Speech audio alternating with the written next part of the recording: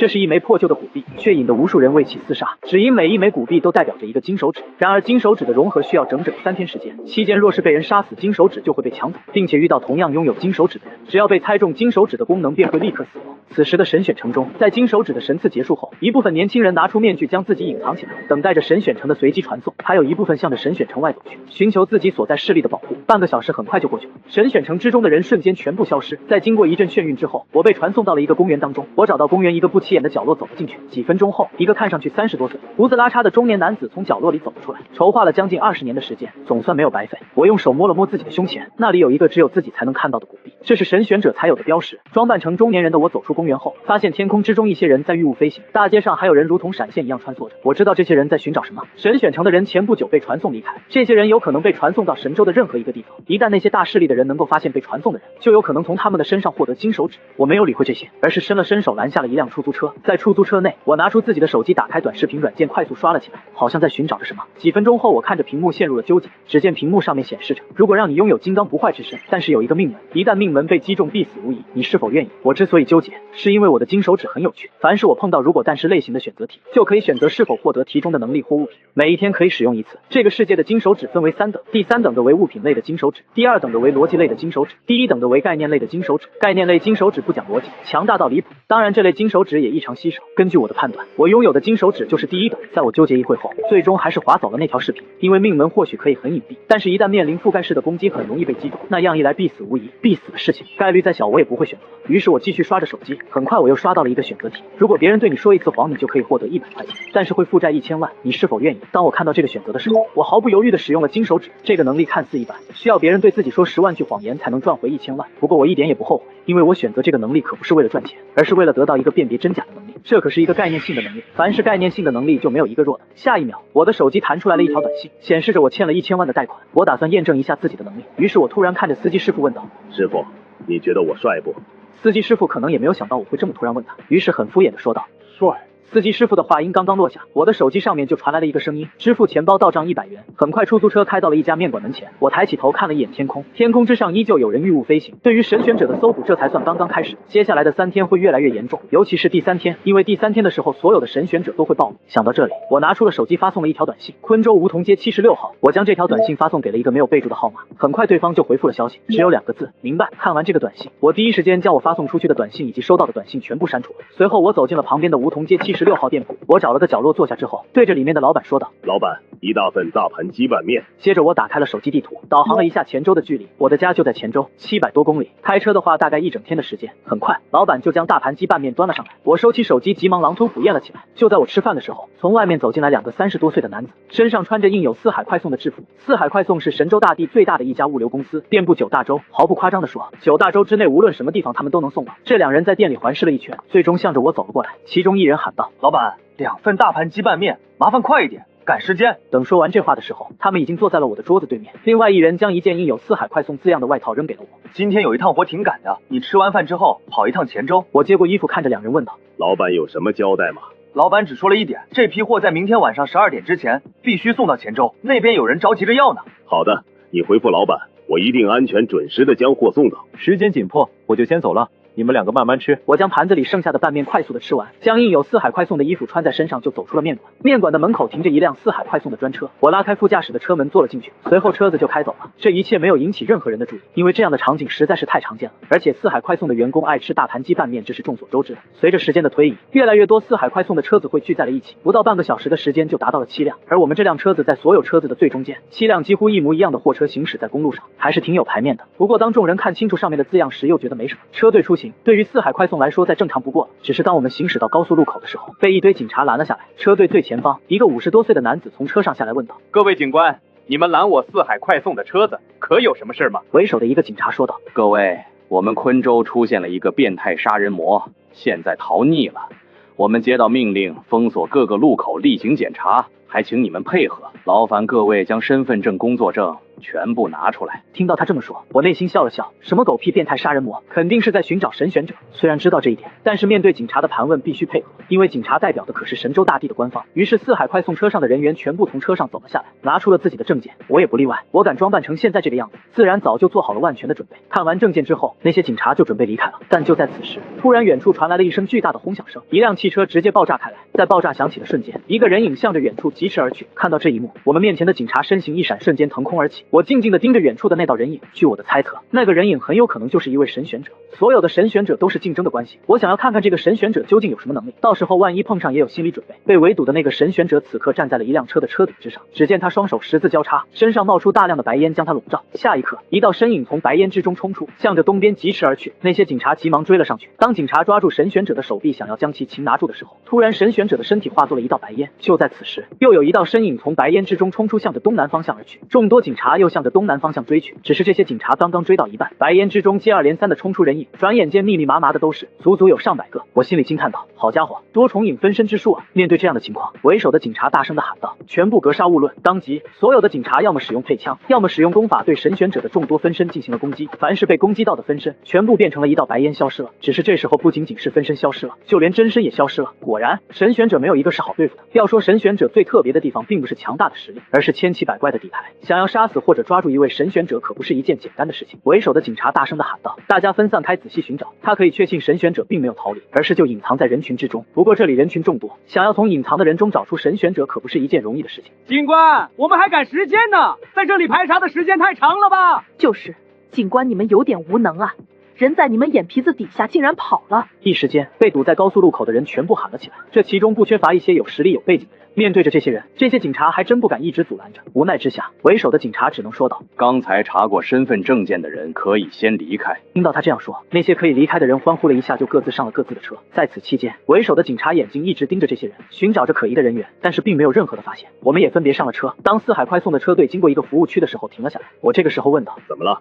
要加油吗？李强回答道：车队里多了个不速之客。李强就是和我同一个车的那个司机，也是这个车队的小队长。听到这话，我眼前一亮，第一时间想到的就是刚才的那个神选者。下车之后，李强用脚踢了踢车子的下面。出来吧，还需要我们动手吗？他的话音落下几秒钟之后，一个人影从车底下钻了出来。几位好强的实力，我隐藏的如此之深，没想到还是被你们发现了。李强再次问道：那你觉得你能从我们几个的手里逃走吗？他在说这话之前，四海快送的其他几个员工早已经将那个神选者包围了起来。面对着李强他们的包围，那个神选者的脸色变得极其难看，因为他能够感受到这些人的实力比起那些警察强出很多很多。各位有什么条件尽管提吧，如何才能放我离开？只要今天能离开，任何条件他都可以答应下来。作为神选者，他现在最需要的就是有足够的时间猥琐发育。这时候我上前问道：你叫什么名字？李子琪。神选者的话音刚落，我耳朵上戴着的耳机就响起了手机提示音：支付钱包到账100元。我再次问道：最后问你一遍，你叫什么名字？叶凡。看到我认真的眼神，神选者换了一个名字：支付钱包到账100元。你要是真的不愿意说，那就算了，我们并不是一定要知道你叫什么的。看到我的神情，神选者知道对方是有办法判断自己是否说谎了。我叫安本。当神选者将这个名字说出来的时候，我第一个念头就觉得这个名字肯定又是个马甲。但是让我没有想到的是，手机提示音并没有响起，也就是说对方真的叫安本。咋不叫岸本呢？我在内心吐槽道。岸本这个名字神州大地的人可能不熟悉，但是蓝星的二次元爱好者再熟悉不过了。我其实是个蓝星穿越者，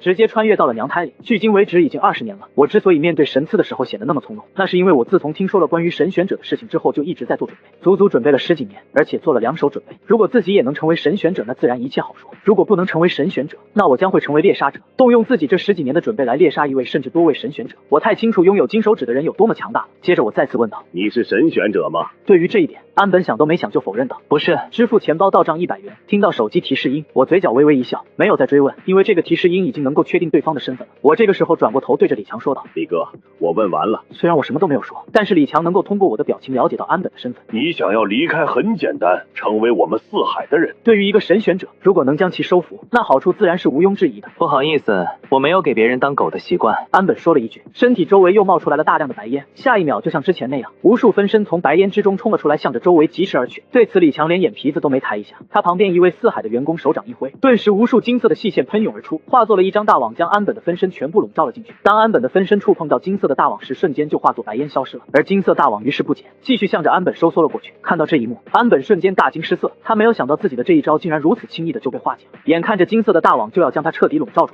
他急忙双手抱在胸前，砰！下一秒他的身影消失了，取而代之的是一个垃圾桶，而安本的身影出现在了20米之外。看到这一幕，我眼神一顿，这是替身术。如果只是一个单纯的替身术，我并不会觉得有什么，毕竟神州大地本来就是一个以修行为主的世界，拥有各种各样的技能都算正常。但是之前的安本可是使用了类似于多重影分身之术，这两个技能结合起来，不得不让我联想到一个可能，火影忍者之中的技能照进现实了。当然这一点我还不能100%的确认，还需要再进行观察。安本出现在20米之外后，急忙将速度提升到极致，向远处疾驰而去。正面对抗他肯定不是四海这些人的对手，唯一能做的就是施展手段逃离。他的速度虽然不慢，但是四海的人速度更快。其中一位员工身体突然一分为6，瞬间就挡住了安本的去路。面对这种情况，安本将右手手指放在嘴巴前方，顿时一个巨大的火球从他的嘴里喷了出来。见状我眼睛一亮，好火球之术。我现在可以确定了，安本的金手指就是将火影忍者里面的技能具象化。一两个技能还可能是巧合，但是当第3个技能出现之后，就不可能再是巧合了。想到这里，我突然伸出手摸了摸自己的胸口，在我的胸口位置有一个黑色的补币，这是神选者身份的象征。这物件名为神财币。当一个神选者猜到另外一位神选者的金手指时，就可以利用神财币发动神财台。神财台启动之后，就会将2位神选者笼罩进去进行神采。当金手指被猜对了之后，被猜对的那名神选者就会死，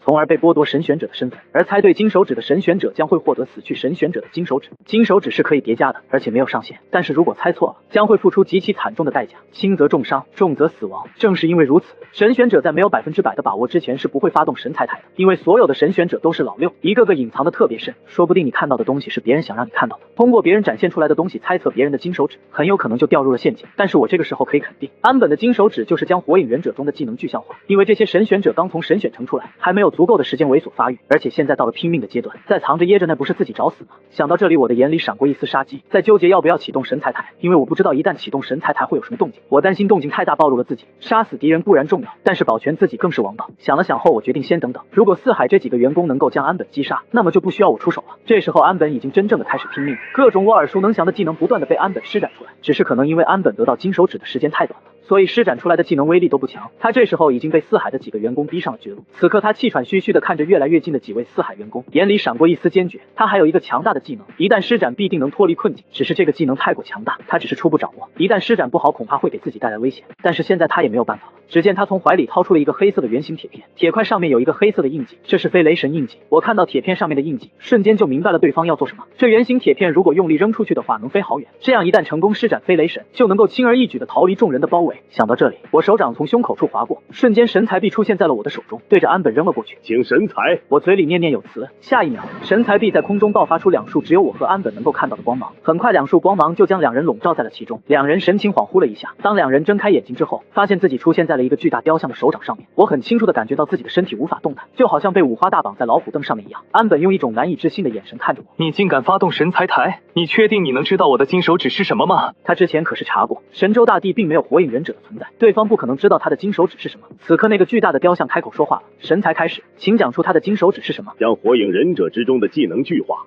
拥有火影忍者之中人物的技能。我生怕自己一句话表达的不清楚，特意又用了一种方式讲述了一下。其实此刻我也蛮紧张的，因为我内心虽然有很大的把握，但是我不知道自己这样的表述行不行。万一不行，那完蛋的可就是我了。安本听到我这么说，瞬间面如死灰。你怎么可能知道？下一秒，安本就发出来了一声惨叫，紧接着他身上的神财币飞向了我。我伸出手将安本的神财币拿在了手里。这一瞬间，服务区的我好像睡着的人做了噩梦一般，急忙睁开了眼睛。我低头看了一眼自己的手掌，发现自己的手掌之中多了一枚神财币。从现在开始，我将拥有2个金手指。而原本正在准备发动飞雷神的安本突然双眼无神的倒了下去。安本的突然倒下，让正在和他战斗的四海员工吓了一跳，急忙后退了几米。他们还以为安本准备发动什么大招呢，毕竟他们刚才看到安本从怀里拿出来了一个好像很厉害的东西。这时候一人上前查看了一下安本的气息，转头对其他人说道：他死了。李强这时候急忙说道：清理一下，我们抓紧时间离开。刚才的战斗已经让很多人注意到了，万一被有心人发现安本的身份，那对于他们四海来说也会是一个极大的麻烦。毕竟金手指诱惑力太大，于是四海的人以最快的速度打扫了一下战场，就离开了服务区，向着前州的方向而去。在此期间我闭着眼睛，看上去是在睡觉，实际上我在研究新得到的金手指。对于火影里面的人物技能我还是挺感兴趣的，尤其是背化之术。经过研究，我发现虽然我现在就能拥有这些人物的技能，但并不是无限制的，根据神选者不同的境界，能够具化的能力也不同。这个金手指很不错，绝对可以算得上是2等金手指了。接下来一路无话，四海快送的车队在第2天下午5点多的时候顺利的到达了前州。前来迎接众人的是一个大腹便便的男子，此人名为钱生，是四海快送的总经理。我这时候上前对着钱生说道：钱总，既然货物已经安全送达，我就先回家休息了。好，明天给你们发奖金。随后我对他微微点了点头，就转身离开了，打了辆车回自己的家。我的家是在前州旧城等待拆迁的一个平房小院里。下车之后，我并没有直接回家，而是走进了一个松树林之中。10分钟之后，一个年轻的面孔从松树林的另外一边走了出来。我走进自家的平房小院之后，大声的喊道：“爸妈，我回来了。”屋子里并没有任何的回应。对于这一幕，我好像早就料到了一样，警惕的环视了一下四周，然后进入了自己的房间之中。随后我用多重影分身之术分裂出一个分身，而我的本体则是来到了房间里的衣柜中。衣柜里只挂着2件衣服，我轻轻的拉动了一下挂钩，顿时脚下的衣柜底座开始向下降去。最终我来到了一个通道之中，我通过通道来到了旁边小院的一个房间里。从这个房间正好能看到我们家院子里的一举一动。我趴在窗户边上看了好一会，发现确实没有人跟来，内心这才松了一口气。俗话说狡兔3窟，我可不会让自己被人瓮中捉鳖。知道自己家的人有不少，但是知道自己这个秘密基地的人可没有几个。就在此时，我家的院门突然被人敲响，我透过玻璃一看，发现是自己的一个邻居，外号叫铁头。据我所知，这个铁头是个小混混，欺男霸女、偷鸡摸狗，什么都干，在这一片名声不是很好。我不知道对方来找自己所为何事，于是我的分身从屋子里走出去，打开了院门。有事吗？有好事，天大的好事，我们进去说。铁头说着就自顾自地走进了院子。我皱了皱眉头，但是没有阻拦，想看看这个铁头究竟要做什么。来到院子里之后，我说道：“有什么事情直说吧。”你知道我们黔州3大家族之一的宋家吗？说起来和你还是本家呢。根据我得到的可靠消息，宋家的少爷宋13将于2天之后面向整个黔州招收狗腿子，只要我们能被选中，当场奖励100万，从此以后吃香的喝辣的，而且以宋家的财富，以后宋少爷随便赏我们一点，就足够我们下半辈子吃穿不愁了。我们俩到时候一起去，好有个照应。听到他这么说，我的眉头微皱了起来。我倒不是因为宋家少爷的奇怪举动皱眉，而是我和铁头的关系没那么要好，对方没必要拉着我一起去。不过我嘴上还是答应了下来。可以啊，我正好想去找个工作。那就行，到时候我们一起去。对了，你这2天干嘛去了？我来找了你2次，你都不在家。四海快送有个活挺急的，我就去干了2天。铁头用一种漫不经心的语气问道：“我怎么觉得不是呢？你这2天不在，不会是前往神选城了吧？天理呀！你说实话，你是不是已经成为高高在上的神选者了？”果然事情没有那么简单，我就知道铁头绝对不会仅仅因为宋家少爷招狗腿子的事情来找我。我淡淡的说道：“你觉得我这样的人能成为神选者吗？这种逆天改命的好事哪能轮得到我？我们家祖坟上可没冒青烟。”这可不一定，神选者的诞生向来没有任何的规律，任何人都有可能。你恰好这2天不在，是不是太巧合了？无巧不成书嘛。我要是真的成为了神选者，我就不可能回到这里了。我应该找个地方赶紧躲起来，省得被人发现了。你这么一说倒也是，那我走了。3天后我们一起去宋家应聘。铁头说着就站了起来准备离开，不过他刚转过去的身体，下一秒又转了回来。与此同时，铁头的手里拿着一把匕首，瞬间划过了我的脖子。你说的很有道理，但是我不信。根据我的观察，我猜你有可能就是神选者，杀了你，我就能得到金手指，从而逆天改命。就算你不是也没关系，为了得到金手指的机会，杀个人不算什么。铁头看着捂着脖子的我，脸上闪过了一丝疯狂。只是他刚说完这话，面前捂着脖子的我突然化作了一道白烟。与此同时，一把匕首从铁头的身后插进了他的心脏之中，伴随着的还有一个冰冷的声音：“你很会猜嘛，只是猜对了就不会死了吗？”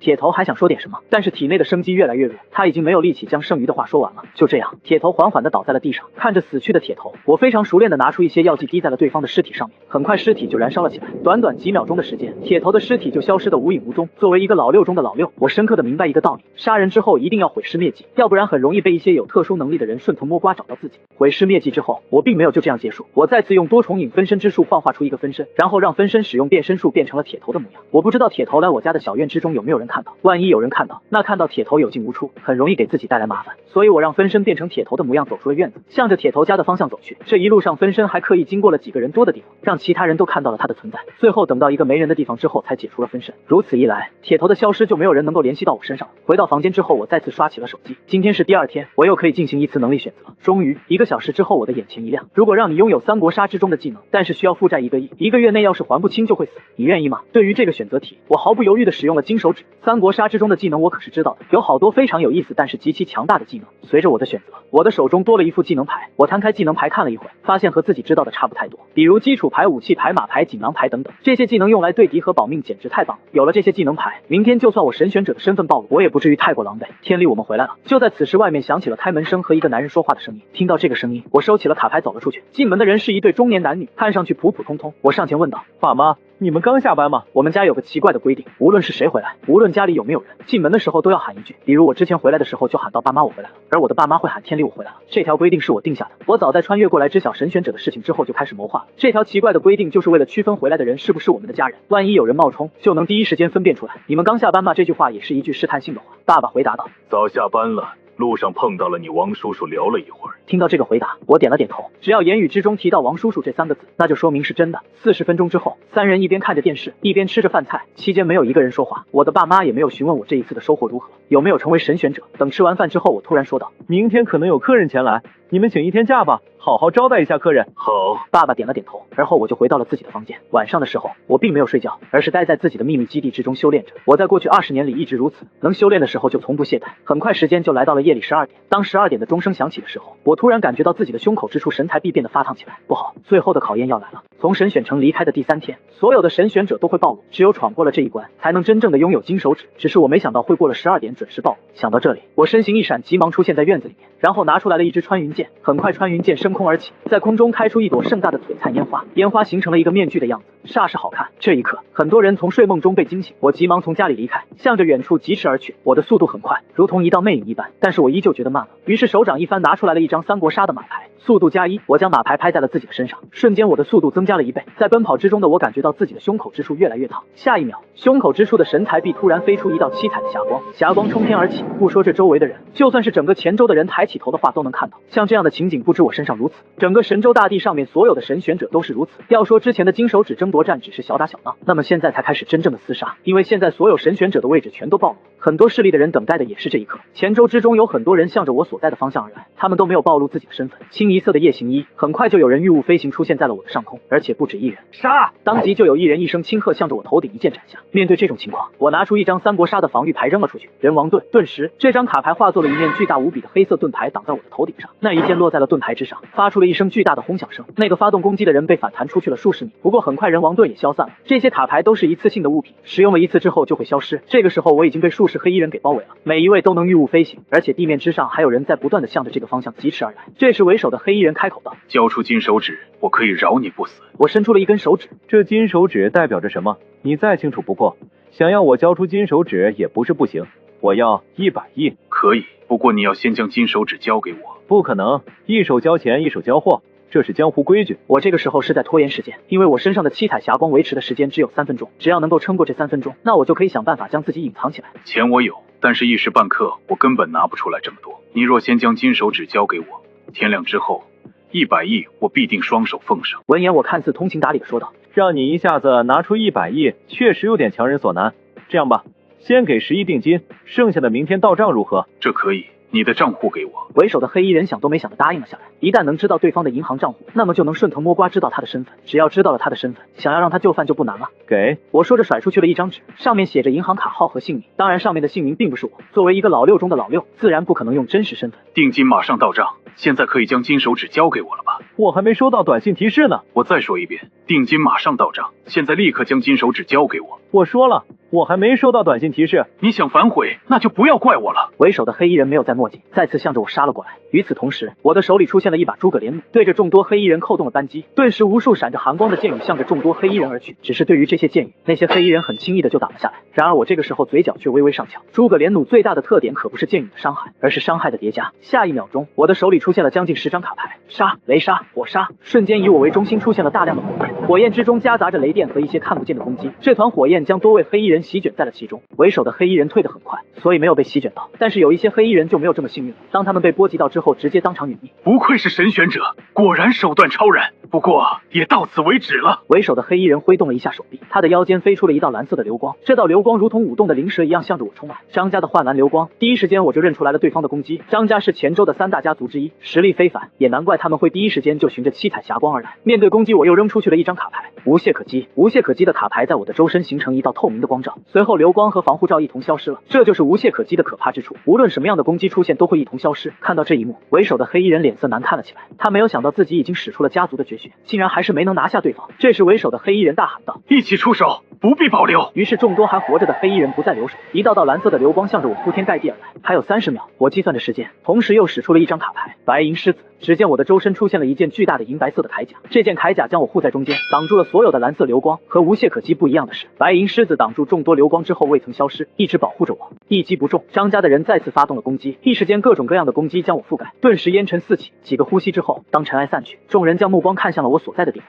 此时护住我的白银狮子铠甲正在慢慢消失，不过我没有受到任何伤害。最重要的是，我身上的七彩霞光已经彻底消散了。我慢慢的抬起了双手，手指交叉成十字状。下一秒，我所在的位置冒出了大量的白烟，紧接着不断的有分身从白烟之中飞出，向着周围四散而去。看着从白烟之中不断冲出来的分身，张家的人猛了，全部击杀。为首的黑衣人发动了攻击，只是这个时候的我使用了速度+2的卡牌，速度直接提升了2倍，这让原本就有点杀不过来的黑衣人更加的手忙脚乱了。几乎眨眼的时间，上百个分身就四散开了，一时间根本追不上。不过张家作为黔州的3大家族之一，既然要抢夺金手指，那么自然不会只有这点准备。这些御物飞行的黑衣人只是先头部队，为的就是拖住我。此时此刻，张家的大部队已经赶来了，大部队足足有上千人。他们虽然不会御物飞行，但是能够在地面上快速的疾驰，所以原本四散开来的上百个分身很快就被包围了。为首的黑衣人再次开口道：“今天你插翅难逃，再说一遍，交出金手指，我可以饶你一死。”闻言，我用一种冰冷的语气说道：“饶我一死，谁饶谁还真不一定呢，杀一个不留。”随着我话音的落下，突然从周围涌出来了无数戴着面具的人，他们未曾说一句话，对着包围我的人就展开了攻击。这些人一个个训练有素，好像天生就为了杀人而存在，一出手就是杀招。张家的人在这些面具人的面前根本撑不过一招。我面无表情的看了众多黑衣人一眼，准备悄悄的离去。哪里走？看到我准备离开，为首的黑衣人就想要上前将我拦下。然而就在为首的黑衣人向着我冲来的时候，突然一道强大的攻击向他冲去。对此，为首的黑衣人只能快速后退，同时展开防御。一个巨大的拳印落在了他的身上，瞬间为首的黑衣人就在空中飞出去了数十米远。他急忙转头向着攻击他的方向看去，发现一个戴着白色笑脸面具的人眼神冰冷地盯着他。好强，此人是谁？难道说这一次神选者的出现将一些隐藏的强者全都引出来了吗？还没等为首的黑衣人想明白，那个戴着白色面具的人再次出手了。他的速度极快，只能看到一点点残影，下一秒就出现在了为首黑衣人的面前，一拳轰出。尽管为首的黑衣人以最快的速度进行了防御，但还是晚了一步。戴白色面具的人拳头落在了他的胸口之上，瞬间为首的黑衣人胸口就爆裂开来，生命气息快速的流逝着，最终尸体向着地面掉落而去。对此，戴白色面具的人根本没有多看一眼，就向着其他的黑衣人冲去了。除了他之外，还有一个戴着黑色面具的人也在击杀那些黑衣人。这两人的实力极强，所谓的战斗基本上都是秒杀。没有人阻拦我之后，我继续向前疾驰，远离了战场。我忌惮的从来都不是张家的这些黑衣人，神州大地强者无数，真正的强者从不轻易出现。我不知道这里是不是已经被强者盯上了，所以我必须赶紧逃离这里。离开战斗的地方之后，我来到了一个网咖之中。网咖之中人员嘈杂，对于来来往往的人根本没有太多人在意。我径直的走向了网咖一个靠窗的角落，这个位置一旦遇到什么突发情况，我可以第一时间从窗户逃出去。我在电脑开机的过程中拿出手机，又给一个陌生的号码发了一条短信：畅游网咖，目前一切安好。很快信息就有了回复：了解，计划明天开始。看到这条消息之后，我将信息全部删掉，接着我打开电脑的视频播放器，放起了电视剧。不过此时此刻，我的心思完全没有放在电视剧上面，而是观察着四周，同时思考着接下来的计划。我一直待到了第二天晚上12点，我走出网咖，抬起头看了一眼繁星漫天的天空，深吸了一口气。金手指之事基本上尘埃落定了，我计划了近20年的事情也算结束了，接下来是时候回归属于我的生活了。今天的黔州热闹非凡，因为黔州的3大家族几乎同时发布了一个消息，面向整个黔州招收天赋好、实力强的门客，神选者优先。当众人看到神选者优先这几个字的时候，全都笑出了声。你看得上人家，人家不一定看得上你。同时，宋家的少爷宋13也向外发布了一个消息，今天开始招收狗腿子，神选者优先，凡是通过考核的人当场奖励100万。听到这个消息的众人全都不淡定了，他们知道宋13是黔州有名的败家子，但是没想到会如此败家，而且竟然敢直接说招收狗腿子。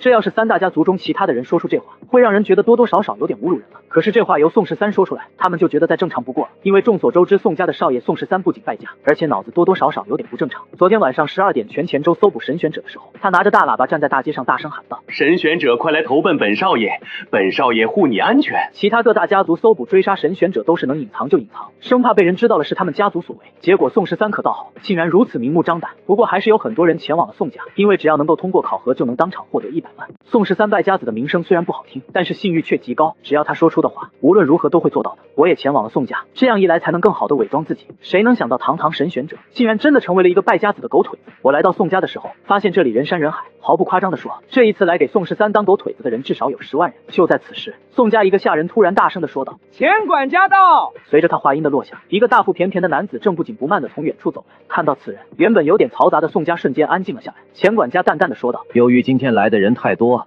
所以我们特此筛选了几个条件，凡是不满足条件的人请离开。他的语气听上去很温和，但是却有一种毋庸置疑的霸气。第一条，年龄在18到24岁之间，身高必须在180到185之间，体重必须在145到160斤之间。钱管家这话一出，顿时一大半的人发出了一阵惋惜的声音，随后转身离开了。不过离开之前都得到了宋家送的小礼品，也不算白跑一趟。一会的时间，超过10万人的狗腿子只剩下了5000左右。第二条，拥有高中以上的学历。这个条件一出，又走了3、4千人，现在就只剩下1000人左右了。第三条，体内至少开启了一座神藏。钱管家的这个要求不可谓不高，开启一座神藏的修士在神州大地确实有不少，但是如果再加上年龄要求以及高中以上的学历，那就是凤毛麟角了。这样的人又怎么会来当宋13的狗腿子？果然，当这个条件出来之后，瞬间只剩下了4人，其中一位正是我。钱管家打量了一下4人后说道：“就你们4个了。”你们跟我来。他在看到我的时候，明显眼神一顿，不过并没有说什么，转身向前走去。我边走边打量着另外3个满足条件的人，这3人看上去都挺有个性的，一个身穿一身黑，看上去很冷酷；一个戴着眼镜，看上去很像一个读书人；最后一个一头白发，给人一种很邪魅的感觉。在钱管家的带领下，我们来到了宋家的内院之中。刚刚走进内院，就听到一阵戏曲声传来，伴随着的还有鼓点声。4人抬头看去，发现内院之中搭着一个戏台子，此刻有一个戏班子正在唱戏。戏台下面，一个看上去和我差不多年纪的男子躺在躺椅上，旁边丫鬟给他喂着葡萄，正是宋家的少爷宋13。这时宋13听到脚步声，从躺椅上坐了起来。钱叔，这就是你给我选择的狗腿子吗？看着都挺有个性啊。钱管家淡淡的说道：“是的，少爷，这4人就是满足全部要求的人。”宋13看着几人说道：“来，报一下你们的名字。冷寒、岳春秋、吴自在、宋天理。你叫宋天理，这名字好啊，我喜欢你这个名字。以后出门我大喊一声‘天理何在’，你唰的一下就出现，这多威风啊！”宋13说着说着忍不住大笑了起来。从今天开始，你们4个就是我手下的4大金刚宋天理。你这个名字本少爷很喜欢，再加上你也姓宋，所以本少爷特意让你成为4大金刚之中的老大。我不在的时候，你们4人中你说了算。宋13很随意的就将4人的身份定了下来。我突然大声的说道：“多谢少爷。从今天开始，我宋天理誓死保护13少爷。”此时宋13一副败家子的模样。钱叔，今天收下了4大金刚，我很高兴，每人赏200万。